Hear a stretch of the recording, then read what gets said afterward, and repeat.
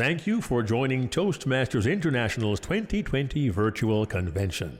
The session will begin in 5 minutes.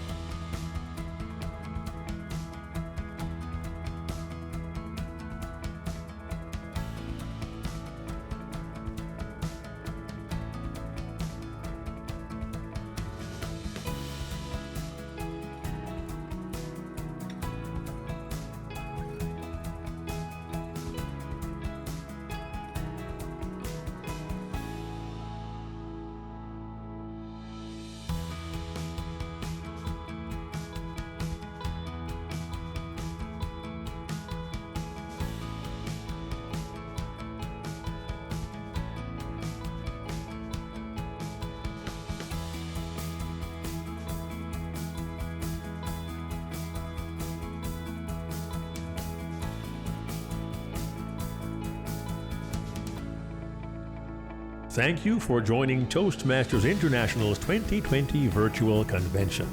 The session will begin in 3 minutes.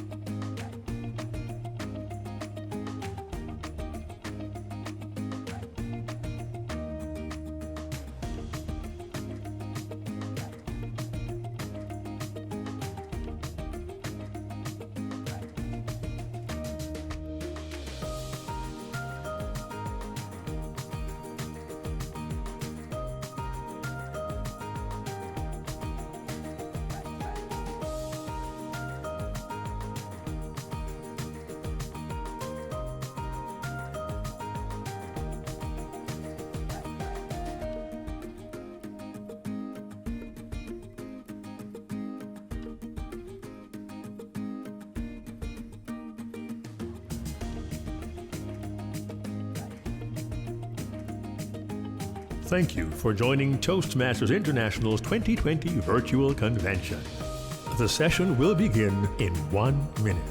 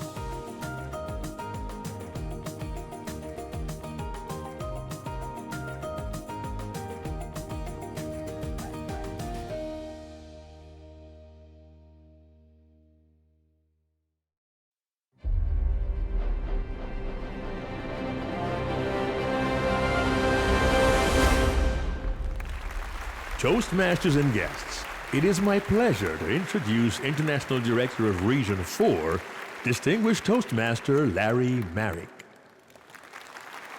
Welcome to Semifinal Contest 2. Thank you for joining us for this virtual contest. We're thrilled to have Toastmasters and guests from around the world here to cheer on contestants. In a few minutes, you will hear the speakers who are competing to win a spot in the Toastmasters International World Championship of Public Speaking on Saturday. Competition began at the club level, and each of the contestants speaking today proceeded all the way through the regional quarterfinal level to make it to the semifinals. All 2020 International Speech Contest participants accepted an additional challenge when the contest was moved online partway through the contest cycle. Like true Toastmasters, they have demonstrated flexibility and adaptability. The top 2 contestants from today's semifinal will proceed to the World Championship of Public Speaking. When a contest is speaking, all other contestants will remain muted with cameras off. We will observe a minute of silence between contestants. Copying, streaming, or reproducing this contest is strictly prohibited. Recordings of this contest will be available on the virtual convention platform. Please keep in mind that each contestant selects their own speech topics. Some of the content may be personal in nature and contain language, ideas, or beliefs that some audiences may consider sensitive. The chief judge for this contest is Mohammed Qayyum. Chief Judge, are we ready to proceed? Yes, Mr. Contest Chair. Akili Atkinson. Heads or tails? Heads or tails? Akili Atkinson. I have a quick experiment for you.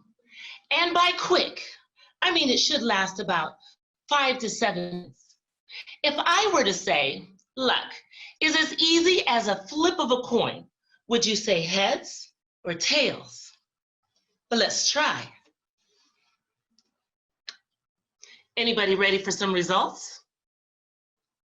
Well, you know, if only it was so easy, our lives could be a flip of a coin every day. Toastmasters, how many of you believe in luck? Anybody out there put on their lucky socks before their favorite team plays and then doesn't wash those socks for the whole season? Now me, I'm still looking for the button on the 13th floor in an elevator. That is the power of the word luck. But is there value in that word? Studies show even today, some of us will attribute our success to luck rather than our skills. Even over the course of my life, I've had several occasions to say, oh, that was luck. But giving myself enough credit for my accomplishments. Here's an example. When I turned 9 years old, I started playing football in the street with my brother every night. Picture it, me sprinting out long as he would throw the perfect spiral. I catch and score. It's a touchdown. All right, okay. Now, to be fair, it was a touchdown every night because it was my game and my rules. But a lot of times our fun was overshadowed by this crotchety old man lurking in the shadows, seemingly fixated on my every stride. If you could imagine the boogeyman, I just know he lived on my block. And one night, he called out to me, "Hey, are your parents at home?" Oh, immediately I froze, thinking I must have done something wrong, which Wouldn't have been that far-fetched for me because I had been known to kick up a little trouble a time or two. With no other choice, begrudgingly, I led him to our home where my father opened the door, looked down at me, and he too thought I had done something wrong. But then this imposing figure spoke. My name is James Stanton. I am the most successful track coach in the whole state of California, and I've been watching your daughter. I looked up at my dad, and I don't know that I had ever seen him so still. Mr. Stanton continued, she has talent, and I want her to run for me. Well now, all that fear just melted away, and I was left with excitement. But how much of that was luck? You see, my talent was on display every night as I sprinted down that street. I just didn't know it. And that opportunity, that was born from my talent. How many times have we confused our talents with luck? Not giving ourselves the credit that we deserve. Sometimes not giving ourselves the credit we've already earned. That moment in the doorway changed my life. I was this rambunctious 9-year-old transformed into an Olympian. Okay, it was a junior Olympian, but I was an Olympian nonetheless. You see, luck didn't determine my future. Preparation did. What do we even know about luck? Luck, by definition, is success or failure apparently brought by chance rather than one's own actions. Rather than one's own actions. Raise your hand if you've sold yourself short, even once. Here we are today with a chance to make a change. Right now, some of you are sitting there thinking, well, she's not talking to me because I actually am lucky. I am talking to you. If you believe your success is based in part or in whole on luck, I say you haven't pushed yourself enough. And if you are one of the many who says, I'm just not lucky, know that you don't need it. Make today the day that you change that destiny. You control your future based on your own actions. Let's try that experiment again. Heads or tails? Well, the results are finally in. And you know what? It doesn't matter. The opportunity comes from what we do with this coin. No matter how large or small something is in your life, whatever your gold medal ambition, it relies on the actions we take, not on luck. Contest chair. Josef, Victor, Changbian. It doesn't matter. It doesn't matter. Josef, Victor, Changbian. Hey Dad, guess what? When I grow up, I want to become a hero. What should I be? A fireman, a policeman, or Spider-Man? What do you think, Dad? I was 8 years old, and my dad just looked at me and said, Son, it doesn't matter. Friends, fellow Toastmasters contest chair, as a child, I always dreamed to be a hero. to save people from villains and rescue them from burning buildings. But what did Dad mean when he said, "It doesn't matter"? As I grew older, what he said continued to bother me. Many years passed and I was ready to go to college. There was no degree in being a hero, so I asked Dad for advice. "Hey Dad, what degree should I pursue?" Again, with that familiar dismissive look, he said, "Son, it doesn't matter." That was it. He really did not care about my future. I decided I'll just take whatever course I want because it doesn't matter anyway. That phrase created a distance between me and my dad. Feeling left alone and unsupported, I enrolled in degree after degree. I was in a dark tunnel with no end in sight. And each time I lost interest, I shifted to another. Pretty soon, I earned my master's in shifting degrees. I never heard anything from my dad, but I'm pretty sure he thought, it doesn't matter. After too many years in college, I finally completed a degree in nursing because that's where all the girls are and I will never lose interest in them. Besides, I can still be a hero in some future pandemic. Who knows if that ever happens, right? In preparation for the licensure exam, I spent day and night reviewing. But what really gave me confidence was my mom, who called on all the angels and saints, plus Buddha, Allah, Yahweh, and Shiva. I didn't know Mom was ecumenical.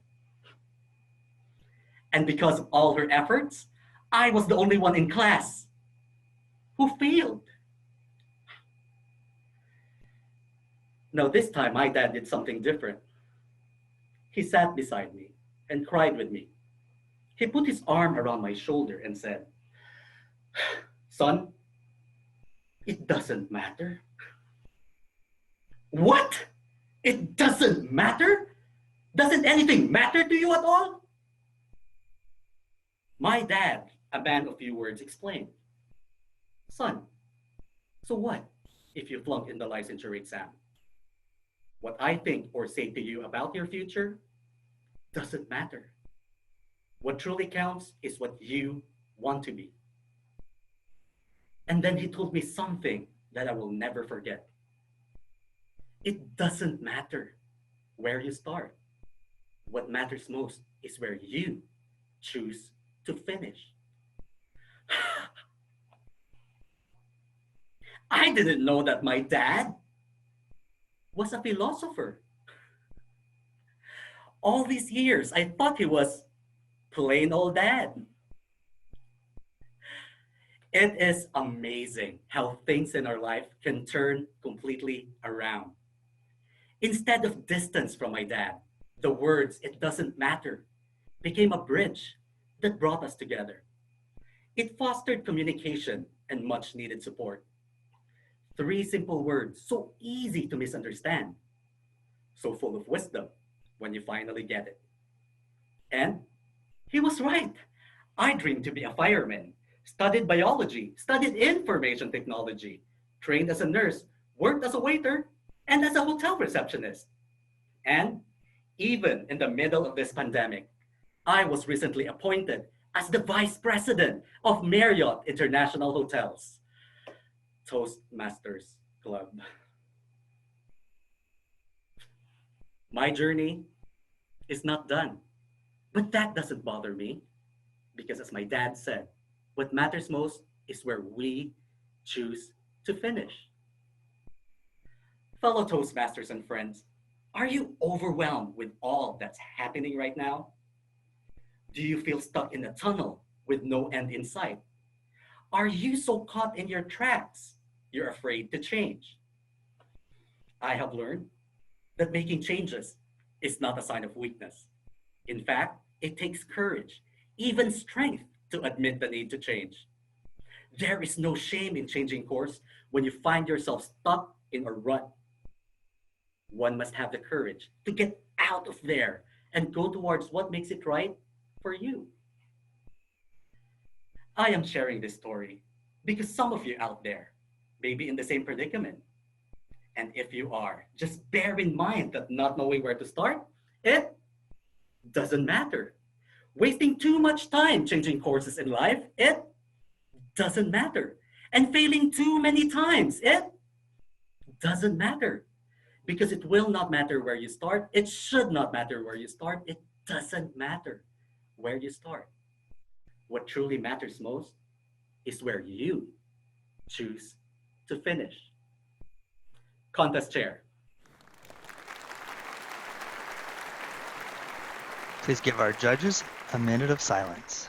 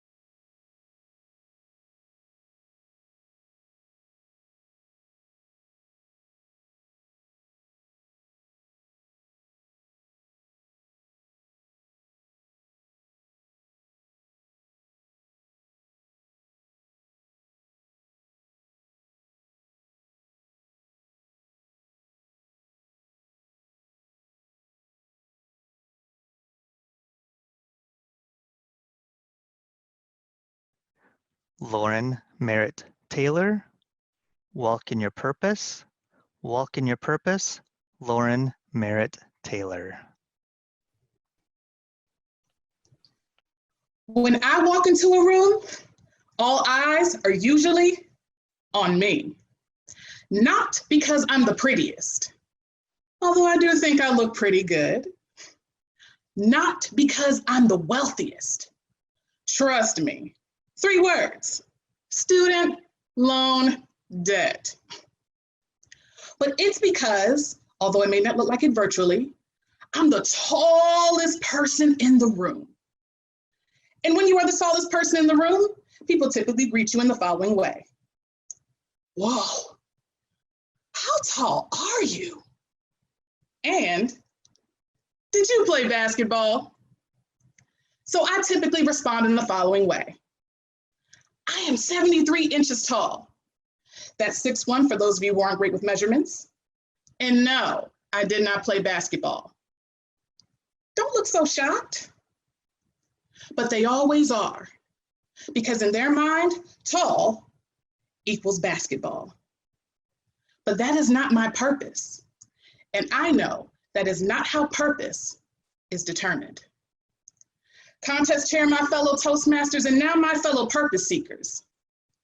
Do you know what your purpose is? Notice I didn't ask you what everyone else thought, or even what your current circumstances are, but do you actually know what your purpose is?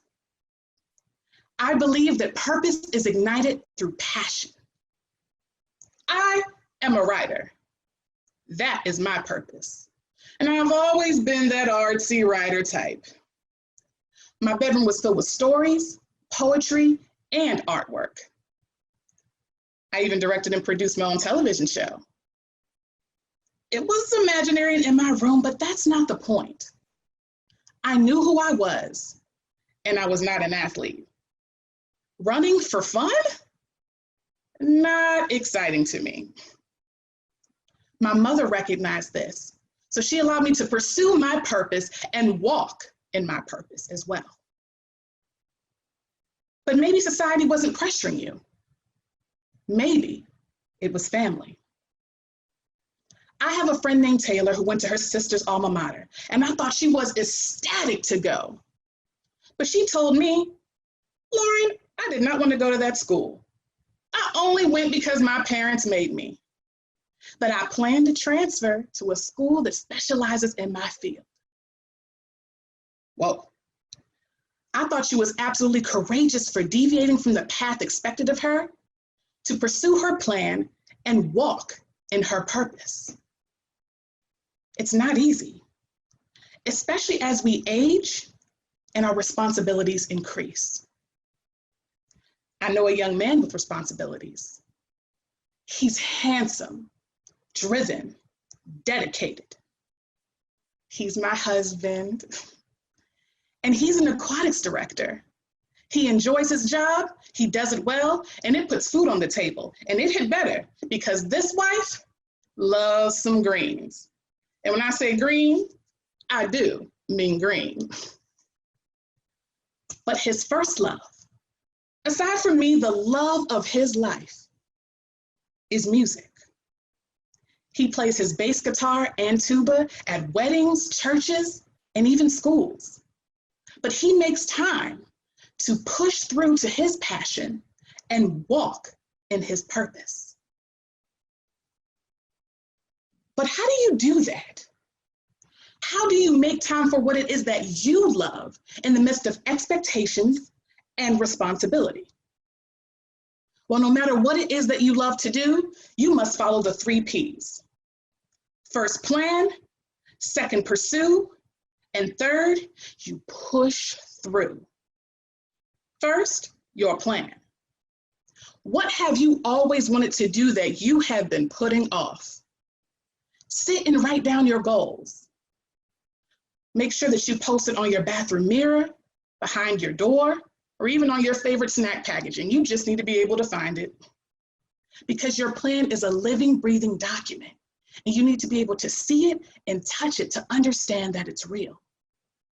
But your plan is nothing without your ability to pursue it.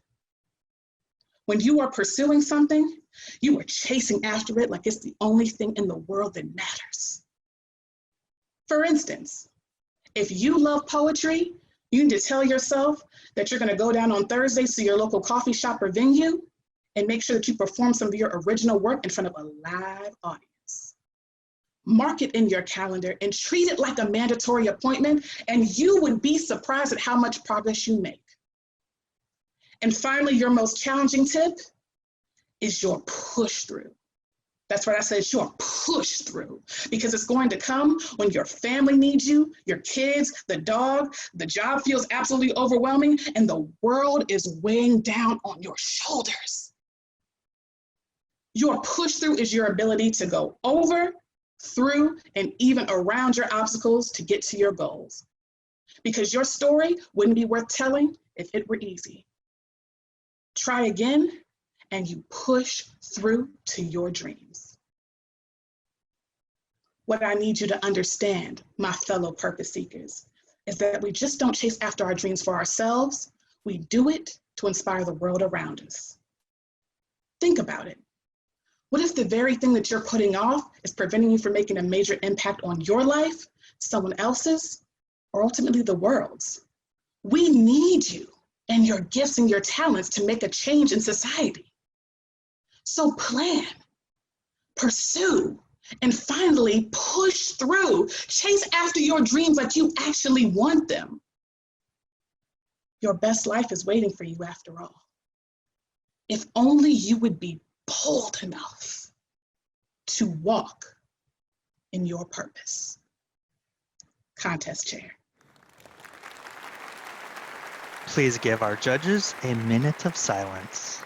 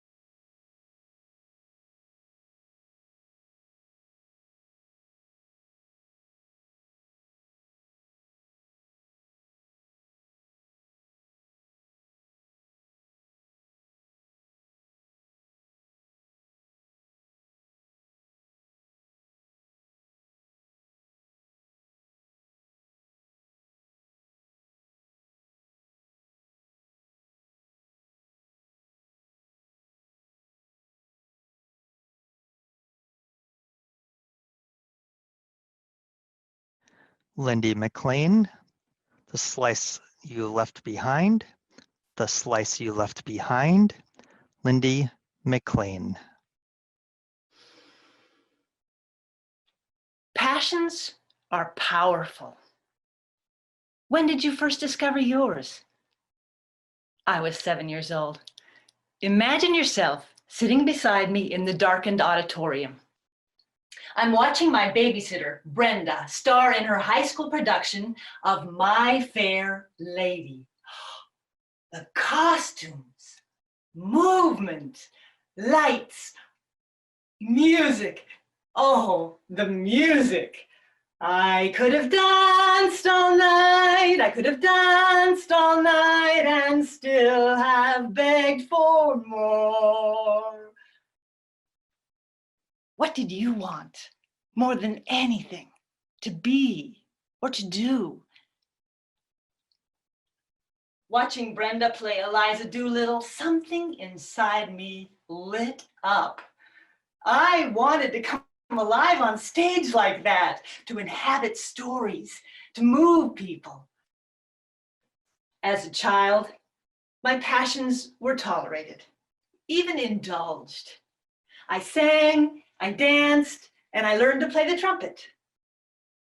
But as I got older, that changed. Contest chair, friends, anyone who left a slice of themselves behind. Who took the balloon of your passion and went? My grandmother. Don't be silly, dear. You cannot make a living singing and dancing. My ballet teacher. Lindy, you have a brain. You should use it. My brother. To do that, wouldn't you have to be good looking? How would you have reacted? As you became an adult, what happened to your passions? Growing up, which I took to be very serious business, facing responsibilities, I began to slice off passion after passion for what seemed like perfectly practical reasons. Not enough time. That costs too much money. I just don't have the talent. But each time I did that, my world got smaller and darker. Have you ever been in this place where hope and joy seem forever out of reach? From here, it is so easy to start looking for the closest emergency exit. What takes courage is deciding to really live life. I finally get it. Our passions are not fluffy frosting to be scraped off the cupcake. Passions are the fire that feed our hearts. And if you let yours die out as I had, then you too must sift through the ashes, searching for that tiny glowing ember that is the spark, the core of what you truly wanted. At 7 years old, I wasn't asking for fame or fortune or even success. Those requests all came later. No, I was asking to come alive on stage, to inhabit stories and to move people. What did you really want? And how can you still get it? Oh, I hear you. Too late for me. And you. Mattered then, not so much now. If you are not motivated to fill your own life with passion, if your attention is more focused on the lives of those around you, I have another story for you. Passions are powerful. They can, in fact, spark unexpected magic in the lives of others. I'm 14 years old, and I've just had my roots yanked from the conservative Midwest, and I've been transplanted to the wilds of Alaska. And I am in way over my head. Welcome to Juneau Douglas High School. In band class, I'm the only girl in the trumpet section. I take out my horn, warm up, get ready to play, and I hear a voice down the line say, somebody's flat. He was not talking about my trumpet playing. Dante's Inferno has nothing on high school. One person's passion saved me that year from the depths of high school hell. Choir conductor extraordinaire Bernie Hendricks. The man looked like a hoodlum, and the students adored him. Dressed all in black leather and motorcycle boots, he moved like a panther. To the piano. Basses, tenors, altos, sopranos, on all. Bernie was passionate about music.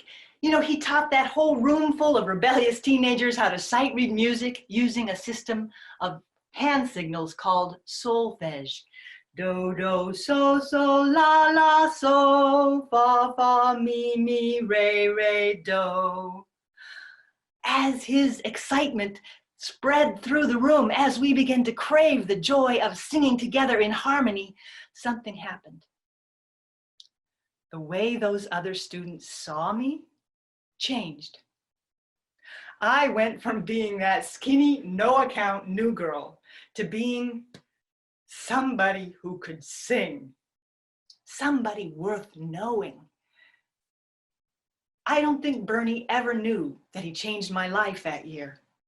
You see, the unexpected magic that Bernie's passion sparked was that year, I had friends. Your passion is just as powerful as Bernie's. That slice of yourself that you left behind, imagine the unexpected magic you will spark when you reclaim it. Passions are powerful, passions are powerful, it's time to reclaim yours. It's time to reclaim yours. Contest chair. Please give our judges a minute of silence.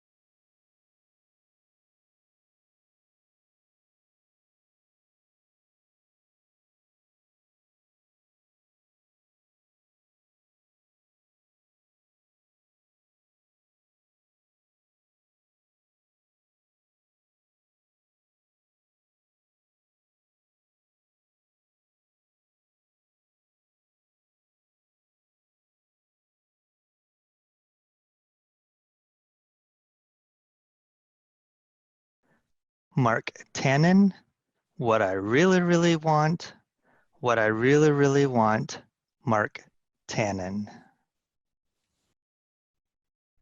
I'll tell you what I want, what I really, really want. So tell me what you want, what you really, really want. Contest chair, ladies and gentlemen, what do you really, really want? I asked my 5-year-old son, Charlie, what he wanted.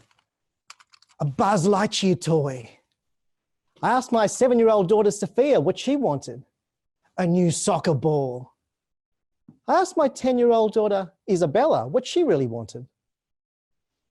I want you, Daddy. Oh, to get me a mobile phone. Oh. I'm not surprised my children have a lot of wants. I did as a child. And I was fortunate enough to receive most of the things that I really, really wanted. But there was one amazing gift that had an impact on me. It was the year 1996. I wish you were there with my siblings and I, devouring Mum's famous spicy lamb vindaloo, listening to those Spice Girls singing their latest release, What I Really, Really Want, when my mother threw in a little bit of extra spice into the conversation. Children, listen. This year for Christmas, I have a very, very, very special gift for you. We will be visiting a children's orphanage in Bangalore, India. What? A trip to an orphanage in India?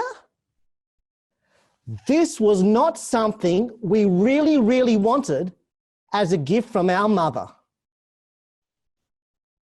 And in what seemed faster than the time it took to cook a papadum, we had arrived in front of the Mother Teresa Children's Orphanage in Bangalore, India. The doors of the orphanage swung open and we were greeted by Mr. G.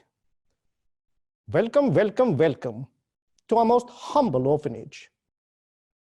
Mr. G was proud of the orphanage and he showed us around the various sections.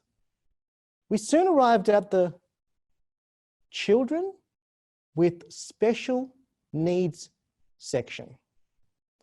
Mr. G continued, these children are the result of unwanted pregnancies. The mothers had attempted to terminate the pregnancies by consuming household poisons. It didn't work. The babies were born. I saw Nisha, a 12-year-old girl, scrambling around the room on all four limbs, unable to stand upright. I saw Raj, a 3-year-old boy, pounding his head repeatedly against a padded wall. I felt sad and helpless. And then a voice. Hello, sir. How are you? I quickly scanned the room. An English-speaking voice. And that was when I met Mo. Lying in a brown cot, Mo was 8 years old, trapped in the body of a 2-year-old. He could not walk, he could not crawl. Imagine lying flat on your back all day, every day.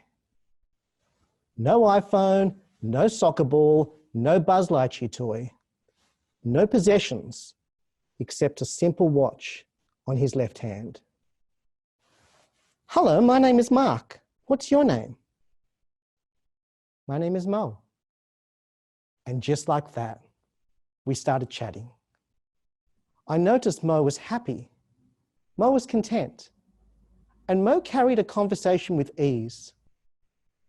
We spoke for at least 15 minutes, although it felt timeless. I had a burning desire to want to help Mo. I wanted to give.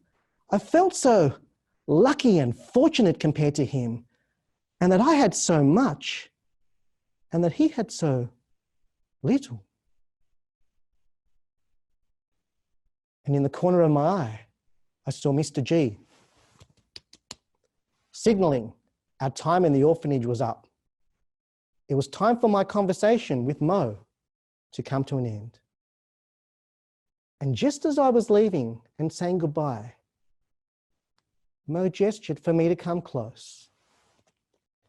He slowly unbuckled his only possession and he offered it to me as a gift. I froze. I didn't know what to do. Why is he giving to me?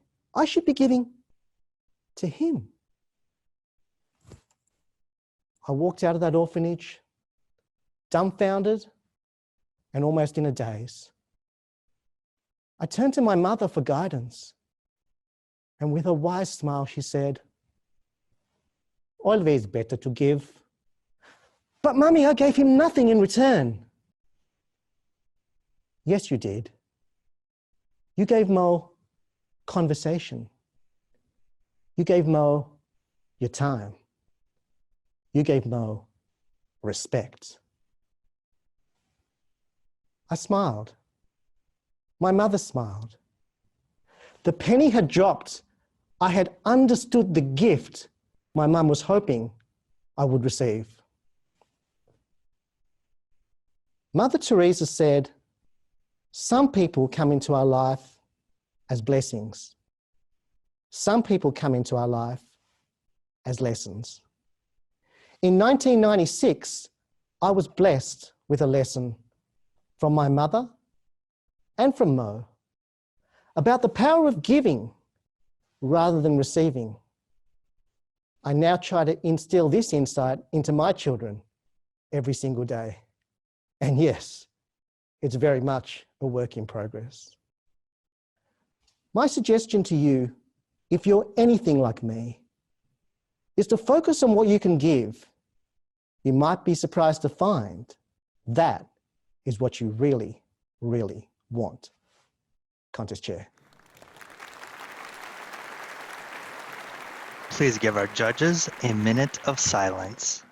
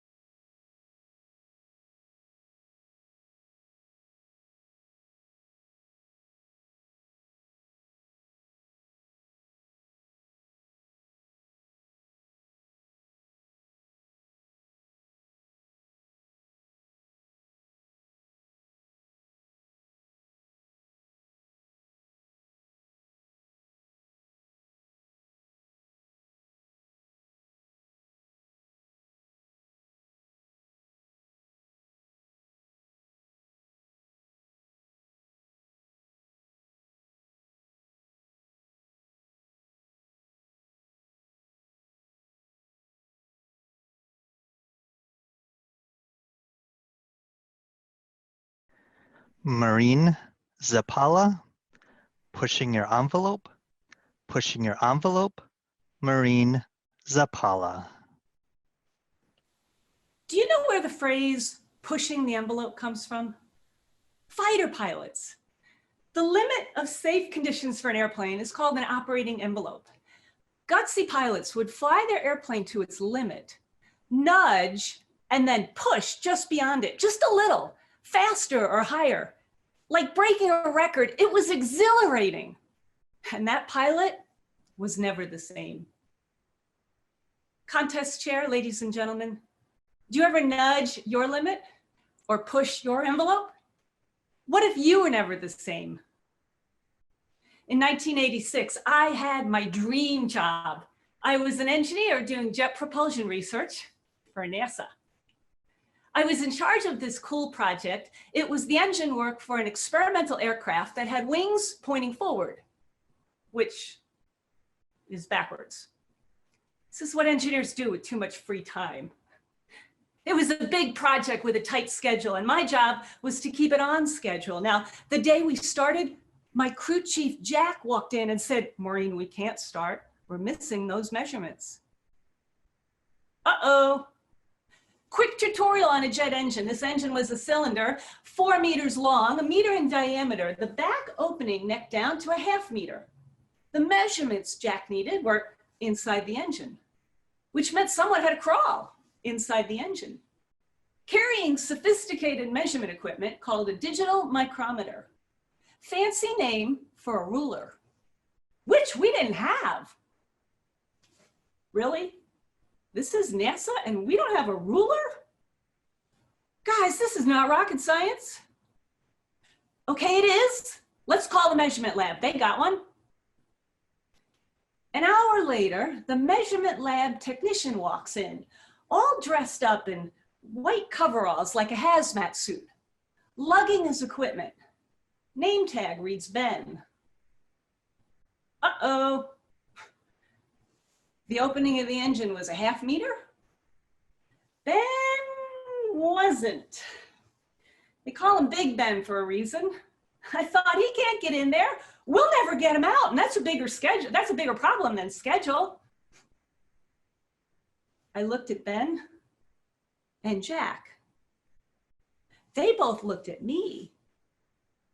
Jack hands me coveralls and said, Maureen, you're small, you do it. Now, what I thought was, who me? No, I can't. I'm not skilled. I'm not trained. I'm not qualified. I've never done that before. It's too much pressure. If I screw up, I'll blow the schedule. I'll be humiliated. No! But what I actually said was, well, Jack, I've never done that before. The truth is, I was not just afraid of failing, I was afraid of trying something new. That simple request sucked all the confidence right out of me. And I reached my limit. And then Jack said, well, Maureen, I know you've never done it, but we have no choice. If you wear a headset, Ben will talk you through it. We're counting on you, Maureen. You can do this. Jack was my nudge. Oh, okay, Jack, I'll do it. I put on those coveralls. Not attractive. Headset, equipment, flashlight. I shimmied inside that engine thinking, don't screw up, don't screw up, don't screw up. I heard Ben. Clear instructions.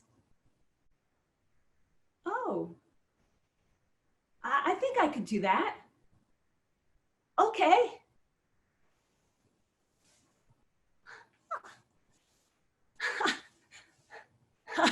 I got the measurements.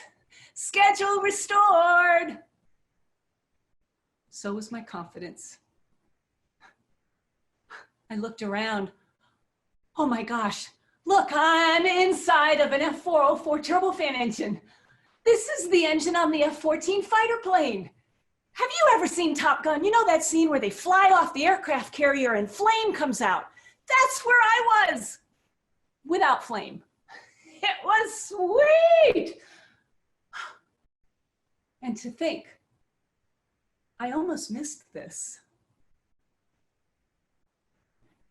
I slipped out of that engine, and the woman who came out was different than the one who went in. Fear went in and fortitude came out because she nudged, she pushed. She was never the same. Growth happens in small nudges, not quantum leaps. At that moment, I stopped playing small and began making small nudges forward, lots of them, over and over. 5 years later, I was the manager of the whole test facility. The enemy of growth is not fear, it's refusal. Refusal to nudge a limit to see if it even is a limit, because most limits aren't. And when you push your envelope and just try something new, you grow, and you'll never be the same. In what safe operating envelope are you living? When you face a limit, do you say, no? Nudge, push, never the same. Are you haunted with a fear, not of failing, but of just trying? Nudge, push, never the same. Create your envelope moment. Think like a fighter pilot or a scared engineer. When you face your next limit, nudge, push, never the same. Contest chair. Please give our judges a minute of silence.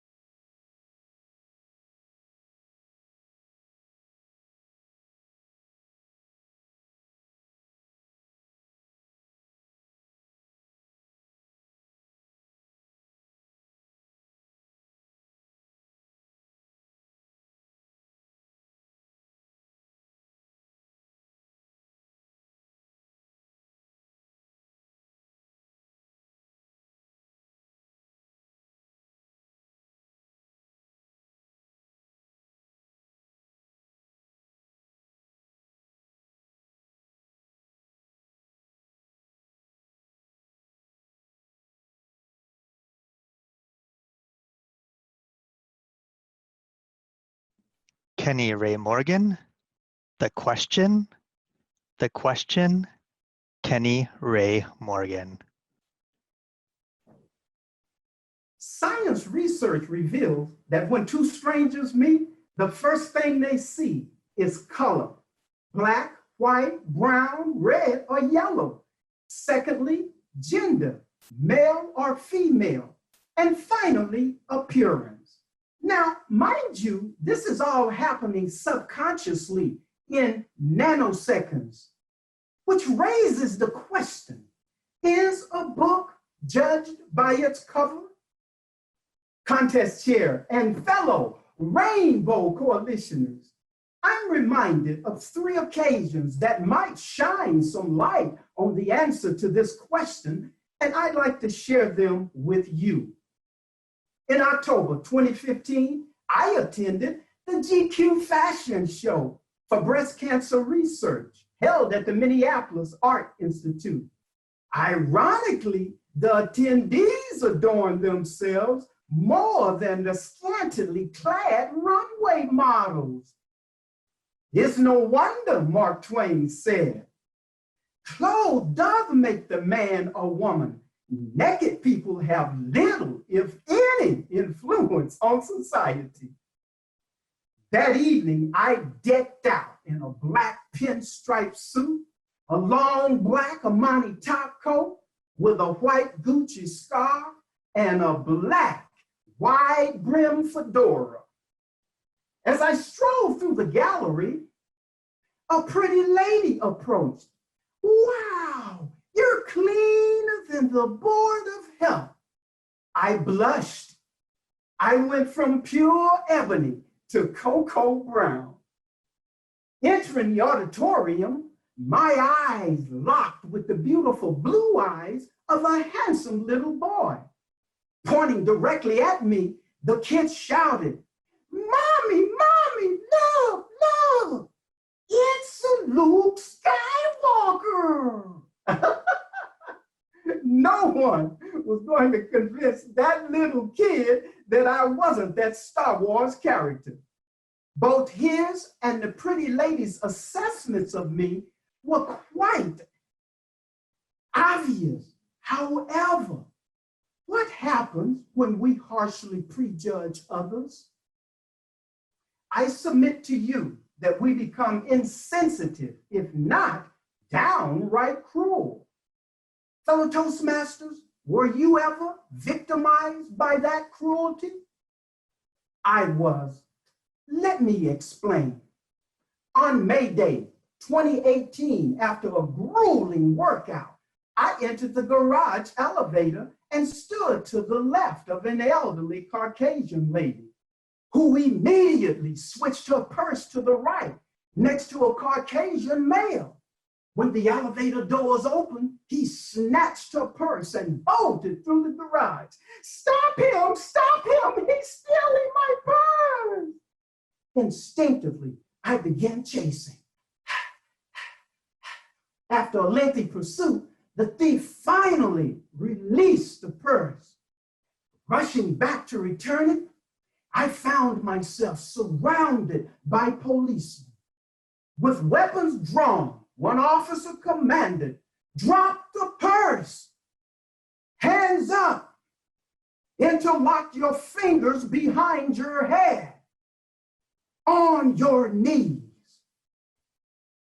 While on my knees, I had flashbacks of past victims: Eric Garner, Trayvon Martin, Philando Castile, and now George Floyd. And I wondered, is this my turn? Will I see my family again? Was last week my final table topics? Suddenly, no, he's not the thief. He's bringing my purse back. An officer politely helped me up, unlocked the handcuffs, and unabashedly apologized. The lady, now terribly embarrassed, nodded, thanks, and sped off, leaving me with the question, is a book judged by its cover? 1 week later, I received a letter from the purse lady. Dear Mr. Morgan, I apologize for my blatant disregard for your respect, especially since I'm an educator. Please forgive my inherent ignorance. For when you grow up believing you're better than others and practicing systemic racism, you develop a false sense of superiority with privilege, only to be jolted back to reality, realizing it's not one's race, color, or appearance that will determine their behavior, but it's their integrity and character. When you returned with my purse, this truth hit me like a ton of bricks and affirmed that you're my guardian angel. My life is forever changed. Thank you for your brave consideration, and may God bless. Sincerely, Lorraine. Indeed, Lorraine's humility restored my faith in humanity. And yet, the question remains, is a book judged by its cover? Yes. Is it fair? Absolutely not. My friends, the message is simple.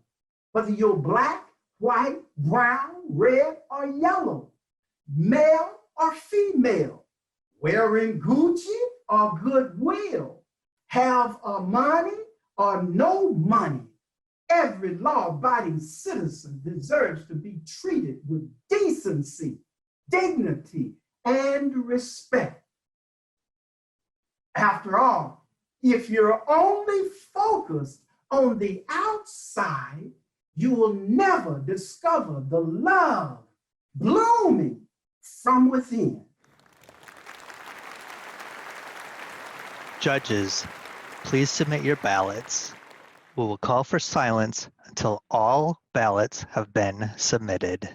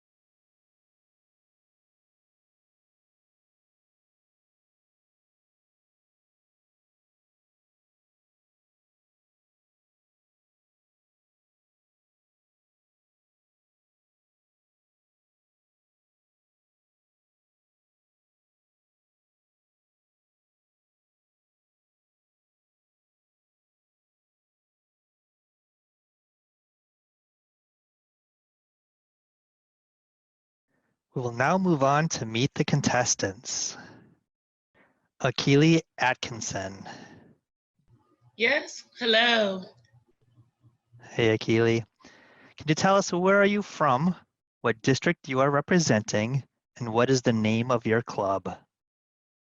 I am from Houston, Texas. I represent District 56, and my club is Blue Frog Toastmasters. And if you want to know why it's that name, please join us Tuesday at 7:30. What is your motivation for competing? My motivation is to be able to touch as many lives as possible. I work with young adults on the autistic spectrum, and it is my job to help them create the independence that they so richly deserve, and speaking helps me to do that. Thank you. Next, Josef Victor Changbian. Hey, good evening. Hey, Victor. Can you tell us where are you from, what district you are representing, and what is the name of your club? Yeah, mabuhay from Cebu City, Philippines, coming from District 75. I am a member of two clubs. That's Ayala Cebu Toastmasters Club and my home club, the Sinulog Toastmasters Club. How did you come up with your speech title? Oh yeah, it doesn't matter. It doesn't matter, actually, it's just one of the many life lessons coming from my dad. And what I just really love about that title is that my dad really never dictated on how to run our lives. He just wants us to go out there, find our perfect place in the sun, make our own mistakes, just like here in Toastmasters, but most importantly, learn from them and grow. Thanks. Thank you. Lauren Merritt-Taylor. Can you tell us where are you from, what district are you representing, and what is the name of your club? I'm actually from Williamsburg, Virginia, but I currently live in Bowie, Maryland. I am from District 36, and I'm representing NCL Advanced Speakers. Where did you find inspiration for your topics? I always draw inspiration from so many people around me. I find that the best stories are the stories that people tell me because I'm able to weave them into my speech. When I see someone who's gone through something similar that I've been to, if they're going through some sort of trial, I think, man, I remember when I was in that particular situation, and I'm able to compare it to whatever the lesson is in the speech. And I think it helps to understand that the speech isn't just coming from my perspective, but from so many people whom I've spoken to. So you understand you're not alone, and there are so many other people that are going through some of the same challenges you are out there. So when I draw inspiration, it can come from anywhere. Thank you, Lauren. Lindy McLean. Hello, contest chair. Hey, Lindy.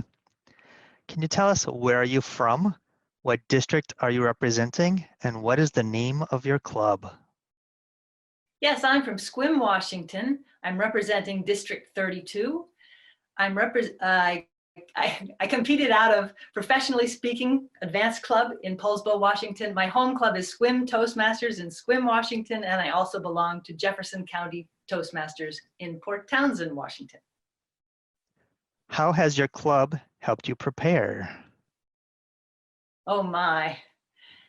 Not only my own clubs, but other clubs have helped me immeasurably. There is a process in creating and in building a contest speech that is unique. And I wish people did more of this in regular Toastmasters, and I believe you can by working on the same speech over and over, to receive the feedback and not just receive it and think, oh, that'd be a good idea, but to actually apply it and to do that again. Of course, in level 1 of Pathways, we now get to do that first thing.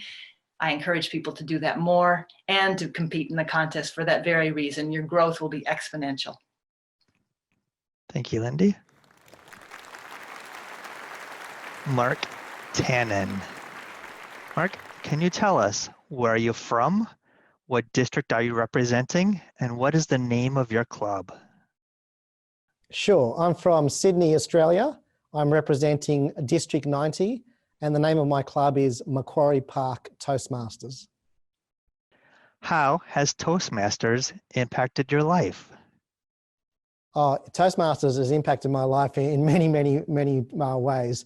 I've been in Toastmasters for about 10 years now, And I describe myself as someone who's quite shy and anxious about speaking in generally. And Toastmasters has given me a great platform full of encouragement and a great place to practice, get feedback, and to feel a lot more confident and learn the tools and techniques to help me feel a lot more comfortable with speaking. Also, being a father, I can share tips and tricks with my young children, although they actually teach me a lot more things than just by nature of being a child. But Toastmasters has been fantastic. Thank you, Mark. Maureen Zappala. Hi, how are ya? Good. Good. Maureen, where are you from? What district are you representing? And what is the name of your club? I am in Las Vegas, Nevada, representing brand new District 115. The name of my club is Henderson Toasters. What advice would you give to members who have never competed in speech contests? I love this question because I've been in Toastmasters a long time, probably 15 years. I lost track of time. I came to Vegas from Cleveland. I lived in Cleveland for 36 years. So my district in Cleveland launched me, and then my district in Vegas caught me. And I've been in contests throughout most of that journey. But my first contest was about 3 weeks after I signed my agreement. And this was back in the 90s where you actually had to sign things and not email them. I mean, 3 weeks after the ink dried, I'm in my first contest. I didn't know what I was doing. I mean, I guess neither did the judges because I won. But it was a table topics contest, and I certainly don't discount the value of the judges or the skill. But I use the word but a lot. My advice to answer your question is just jump in. Synonymous with my speech, nudge your limit and push. Why not try it? What is the worst that could happen? You win? Oh, that's the best. So I always say, just jump in and try a speech contest. Thanks, Maureen. Kenny Ray Morgan. Yes, sir. Hey, Kenny. Hello, Larry. Where are you from? What district are you representing? And what is the name of your club? Well, I reside in Eden Prairie, Minnesota, and that's a suburb of Minneapolis. I'm representing the Crest Toastmasters, which is an advanced club, and also I'm a member of the Noontime Talkers. And that's in district? Oh, I'm sorry, that's District 6. Thank you. What has been your most memorable experience with Toastmasters? Oh my goodness, I have so many memorable experiences. Probably, let's see here, the second year, the first year, 2011, I went to the finals, made it to the finals, and didn't place there. And then I was fortunate enough to come back in 2012. Well, in coming back in 2012, I was going to relax a little bit more. Dilip Abhasekara told me, he said that, man, you can write. He said, but if I would caution you one thing or just advise you one thing is to come back and relax. So that's what I did. I really relaxed in that one and I made the finals. But before that, in the semifinals, I remember Sarah Khan. She was there and she was so nervous. We joke about this to this day. But I literally held her hand and told her she would be okay. She's going to be okay. And she got up and she spoke about anxieties. And Sarah did place third place in that contest. And, you know, for that moment that I sat and I talked with Sarah, I really forgot all about me and I concentrated on her. And that is so memorable to me. And that's one of the things that I'll never forget. Thanks, Kenny. And thanks to all the contestants. The top 2 contestants from this semifinal will advance to the World Championship of Public Speaking this Saturday, August 29. Winners from this contest and all other semifinal contests will be announced after the completion of Semifinal 4 on Wednesday, August 26th, 2020 at approximately 7:30 p.m. Greenwich Mean Time. The announcement will be posted on the Toastmasters website, on the Toastmasters International Virtual Convention platform, and on Toastmasters social media channels. Contestants progressing to the World Championship of Public Speaking will be available